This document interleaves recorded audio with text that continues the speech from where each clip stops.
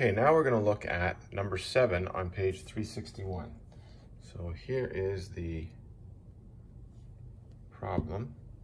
Okay, blow it up here a little bit. Okay, so number 7. A person who was listening to a siren reported that the frequency of the sound fluctuated with time measured in seconds. Okay, so frequency with respect to time in seconds. The minimum frequency that the person heard was 500 hertz. So 500 hertz means cycles per second, which is kind of confusing because we're dealing with periodic functions, which deal with cycles, but we're not to worry about that at this point. Okay, so 500 is the minimum that's heard, and the maximum that's heard is 1,000.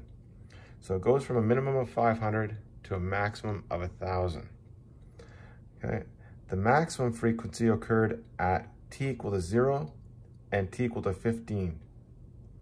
Okay, the person also reported that in 15 seconds, she heard the maximum frequency 6 times, including at t equal to 0 and t equal to 15.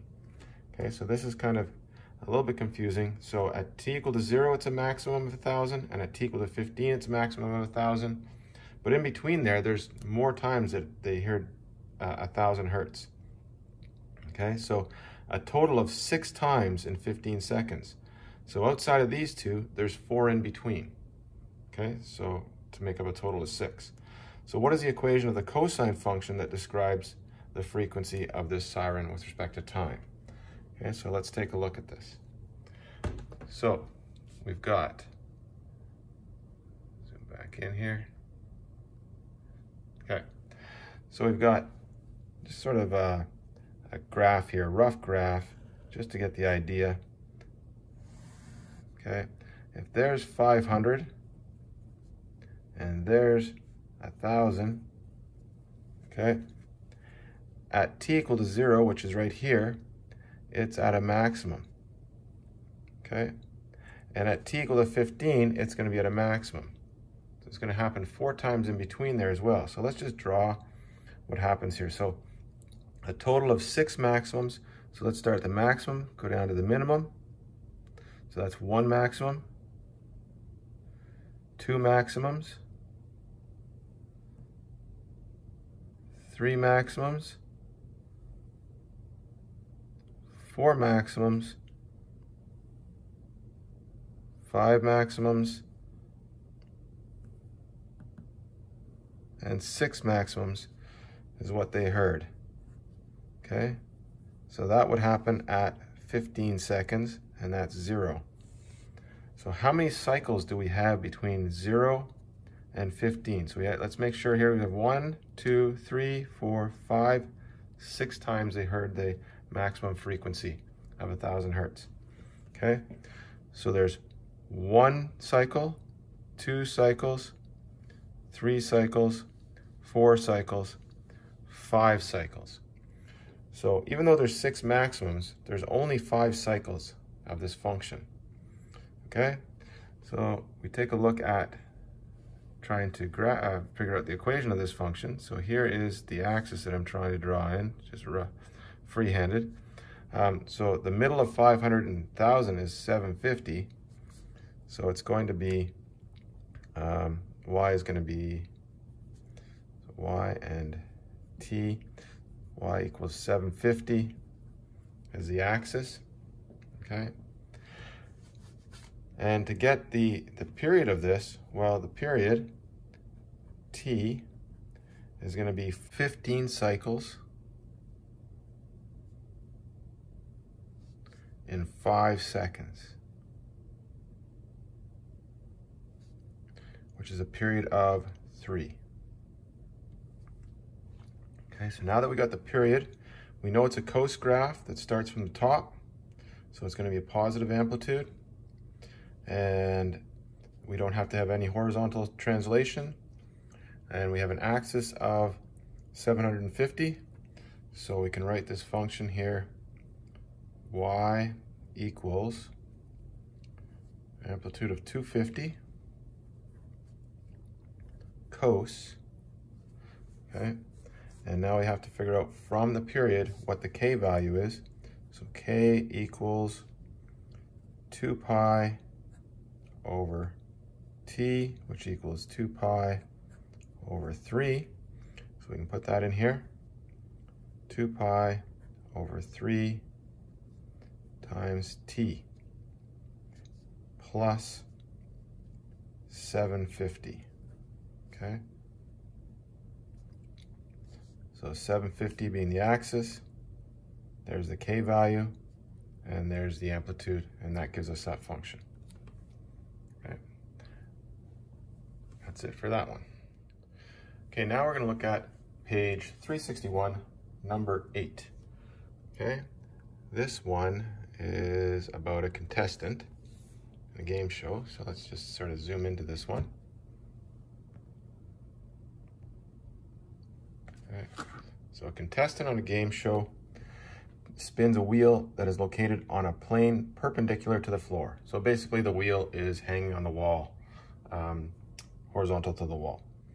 Okay, so he grabs the only red peg on the circumference of the wheel, which is 1.5 meters above the ground. Okay, so we have to think of 1.5 meters above the ground, and pushes it downward. So the wheel is, the red peg is going to go down until it hits the bottom of the wheel, then rotate back up to the top and then come back down. The red peg reaches a minimum of 0.25 meters above the ground and a maximum of 2.75 meters above the floor. Okay, so it goes from 0.25 to 2.75. That's going to mean that the diameter of the wheel is 2.75 minus 0.25, which is 2.5. Sketch 2 full cycles of the graph that represents the height of the red peg above the floor as a function of the total distance it moved. Okay, so now we're looking at the total distance that the red peg has moved around the circle. Okay, so it's not a time one anymore, it's the distance that the red peg has moved. So we need to find out the circumference of the circle. It's the circumference of the wheel in order to figure out what one full period is. Okay, so we've got a lot of stuff to figure out here, and then determine the equation of the sine function that describes this graph. Okay, so 1.5 meters is where the red peg is, and then we've got to subtract these to find the height. Okay, so let's go with this. So let's zoom back in here.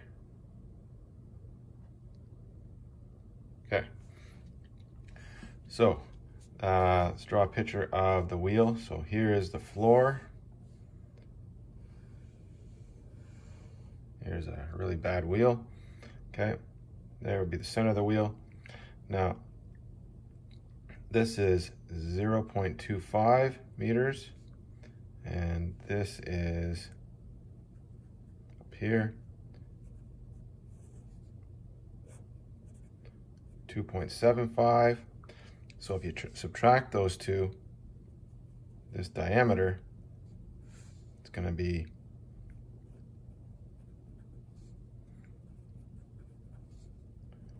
2.75 meters minus 0.25 meters, which equals 2.5 meters. That makes the radius equal to half of that, so 1.25 meters. Okay. Now the red peg is 1.5 meters above the ground on the outside. Now that's very convenient because this is 1.25 plus 0.25 is 1.5. So the red peg is right adjacent to the axle. Okay, so there's the red peg. Okay. That's where that's going to be. And that's going to be 1.5 meters. Okay. So to figure out what one full cycle of this is, so when the red peg goes down, comes back up, goes right back down, around, it's going to go one circumference of the circle of the wheel. So that's going to be the horizontal distance. So the distance that, or the horizontal axis. So the distance that this peg is moved is going to be this versus the height above the ground, which is this part here. Okay, so just roughly drawing in a graph here. Okay, go like that, and cross this way. And so we know the minimum is 0.25. Okay, and the maximum is 2.75. And this is going to be height axis. This is going to be a distance axis. And right in the middle is going to be the axis of the trig function.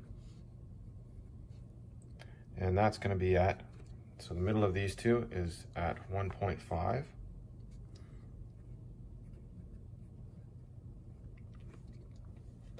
Okay, and it's going to start right at the middle and go down. So right there, and it's going to go down.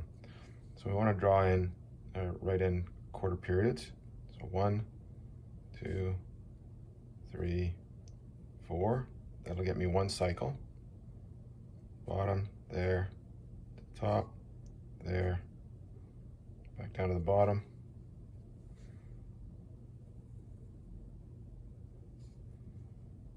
Oops, that one's going to be over here.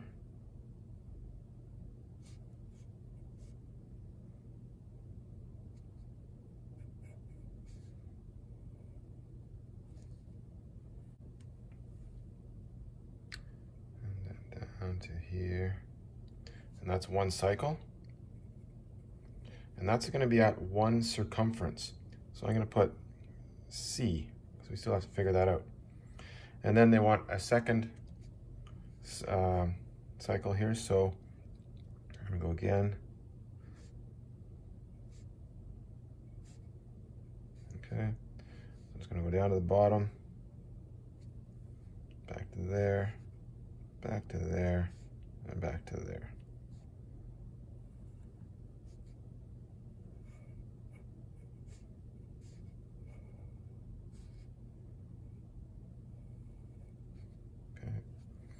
And that would end at 2 times the circumference. So let's see what C is. Circumference equals 2 pi r, or pi times the diameter. Okay, so the diameter is 2.5, so that's going to be 2.5 pi. So we're going to leave it at that, 2.5 pi.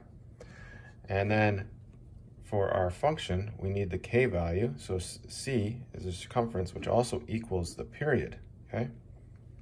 So C is 2.5 pi, and this would be then 5 pi, okay? So now k equals 2 pi over t, which is 2 pi over 2.5 pi, which the pi's cancel out, you get 2 over 2.5. Okay, now that's okay, we can leave it like that, but it'd be nicer if we made this a nice fraction. Multiply the top and the bottom by 2, and you get 4 over 5. So that would be k. All right, so this is a negative sine graph. It's got an axis at 1.5. We got the k value of this, no horizontal translation. So now we can write the function h of d equals negative, because it goes down, okay? And the amplitude is 1.5, because that's the radius, or 1.25, because that's the radius of the wheel.